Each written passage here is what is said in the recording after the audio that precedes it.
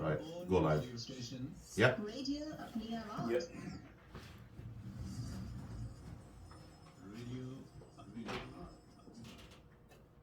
Assalamu alaikum wa rahmatullahi wa barakatuh, and welcome back to Radio Apnea Awards. This is your Sunday afternoon show with your brother Abu Musa, and we go always live on a Sunday afternoon from 12 p.m. to 1 p.m. And this is the first show after Ramadan, after Eid celebrations, and I'm just going to pick up from where I left off from. Just to also remind you, brothers and sisters, I do have my young co-host today. What was I saying tonight for? It's today. Young Muhammad. Assalamu alaikum, Muhammad. How are you? I'm going to carry on with the conversation that I was doing before. I just want to add a couple of points that I took away from this month of Ramadan. And I know it's a common habit that we have in Ramadan that we often overindulge. And I don't mean just overindulging in food context in terms of food, but also in terms of spending money. And this month I really tried to really budget myself throughout the month of Ramadan. So obviously I can't speak for other brothers and sisters, but what I can do is I can talk about my own account of what I took stock of this month, and I deliberately made a point of restricting my spending, financial spending in Ramadan, because I didn't want to be extravagant, buying things all the time, treating myself to this, treating myself to that. I kept the month a very bare minimum. We tried to eat what we needed to eat and not eat what we wanted to eat all the time. Yeah, you had a treat once in a while in the week, but it was an excellent exercise in actually saving money. And it sounds maybe kind of not stingy, but I'm not trying to be stingy in that. But I think it's important that we do realize we are living in a difficult time where rates of inflation have gone high, cost of living has gone really high. So we need to really evaluate that and utilize this month of Ramadan to minimize spending. And alhamdulillah, I recognize that throughout the month, throughout the weeks, I was spending less because I didn't need as much. Generally, when I go out there, I would do a big food shop. But this month, I learned a valuable lesson that I don't actually need much. I bought a lot of stuff at the beginning of Ramadan that lasted throughout the month of Ramadan, and it was the case of not going out to the shops and the supermarkets on a daily basis to not buy anything, because the moment you go out, your stomach and your eyes tell you, I want this, I want that. So I made a point of restricting my kind of like my going out into shops, into supermarkets.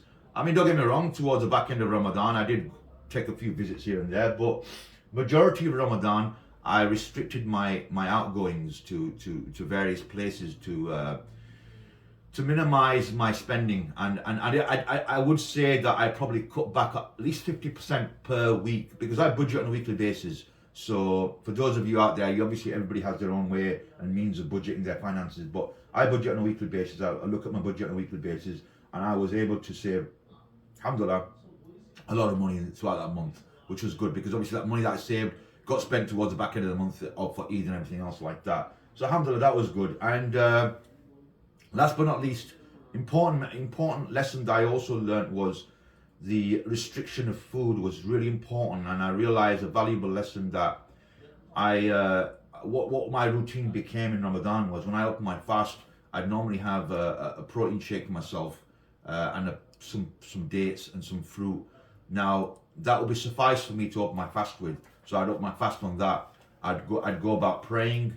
Maybe if I had time, I'd get a workout in. Then I'd go to Tarawih. Post Tarawih, I would have my first meal.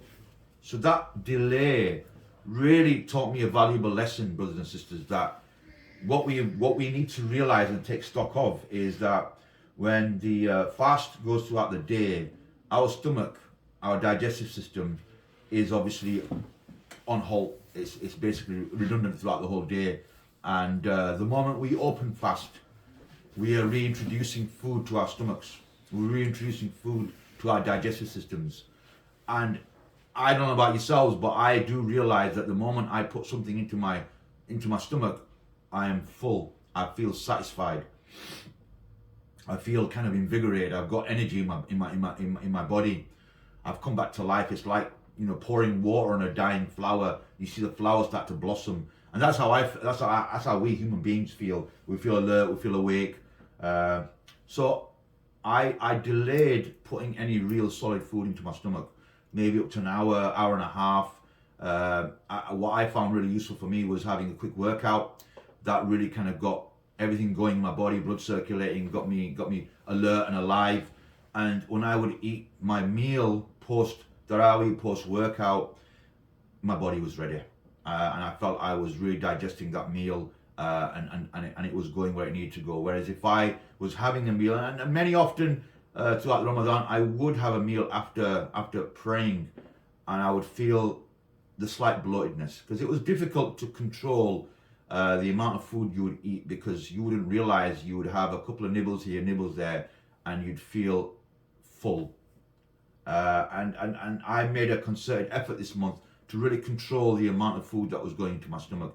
And alhamdulillah, I was feeling a lot better for it. When I was going to pray, when I was coming back from prayers, I was having a meal, and I was trying to not eat carbs throughout the month of Ramadan, because carbs I would find would really leave me bloated, and I would struggle to digest them. So a lot of my meals consisted of proteins. It was meat, chicken, fish, some kind of like, some element of fats there, maybe some hummus, maybe some avocado, maybe some salad there. So those were my staples throughout the month of Ramadan. And alhamdulillah, it made me feel good, because I think Ramadan, one of the key things in Ramadan is that you don't want to feel bloated. Bloatedness is horrible. Makes you feel lethargic, makes you feel lazy. You struggle to pray. So because it was important for me to pray, go on, Muhammad, jump in. What do you want to say? No, I just add on that. That is really, really true, because I know in Tarawih sometimes I'd feel really, really tired, and every time I went into sajda, I tried to just stay there so long because I just couldn't be bothered getting back up.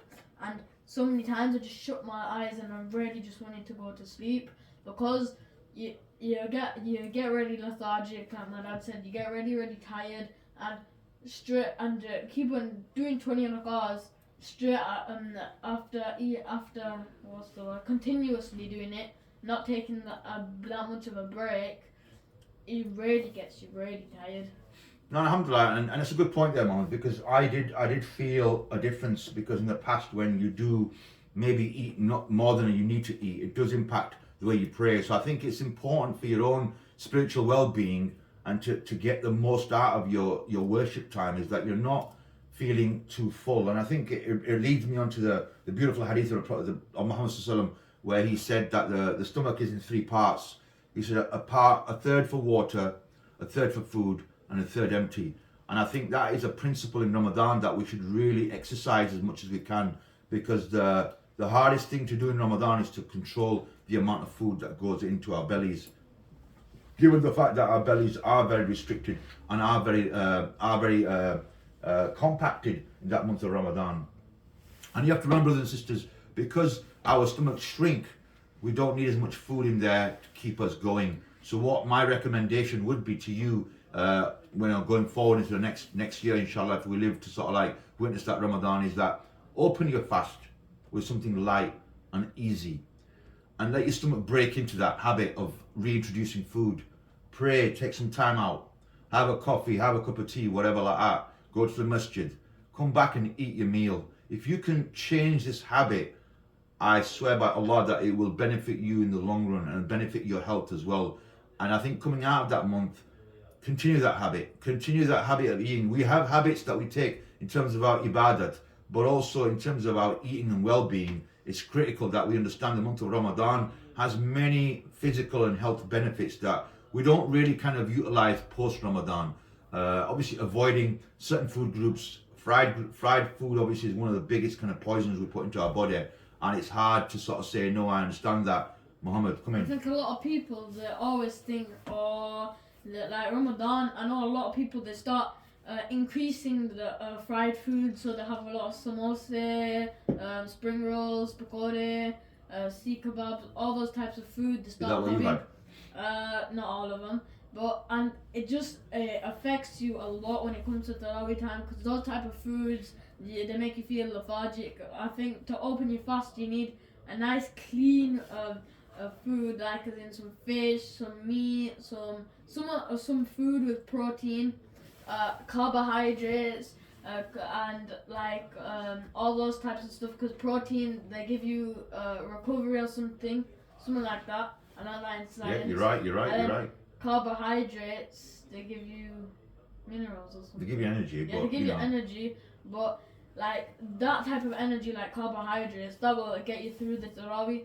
But if we're stuck with having the fatty foods, the oily foods all that time, we're not really gonna get anywhere because Ramadan, some people that also use Ramadan to lose weight. But the thing is, with a lot of people, they think that we've lost those calories, but we need to gain them back, so we're gonna just have those fried foods, and it doesn't really work like that, and it doesn't really help you in the long term because you're just getting fatter and fatter, yeah, and you're just getting more lethargic. So you could, like some people, I remember when I was going to school, people would say to me, oh, I had a paranta, and then later on in the day they'd be, oh, I'm so hungry, I'm so tired, because those types of food, yeah, they do give you energy, but if you're waking up for safety, you're eating that, then you're going back to bed, all that energy is going in when you're asleep, so by the time you wake back up, you will be really, really hungry. Like, I know one of my friends, they did that,